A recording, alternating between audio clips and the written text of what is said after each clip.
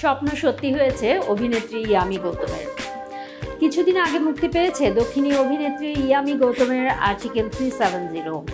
মুক্তির পর আলোচনার পাশাপাশি সমালোচনাও চলেছে সিনেমাটি ঘিরে। তবে ইয়ামির অভিনয় দারুণ প্রশংসা কুড়িয়েছে।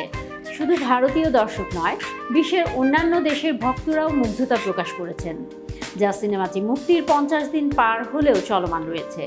বলা চলে স্বপ্ন সত্যি হয়ে ধরা দিয়েছে তার। বিষয়টি নিয়ে দারুণ উচ্ছ্বাস প্রকাশ করে ইয়ামি বলেন, সারা বিশ্বের দর্শকরা সিনেমাটি এভাবে গ্রহণ করবেন সেটা ভাবতে পারিনি। তাদের ভালোবাসায় আমি মুগ্ধ।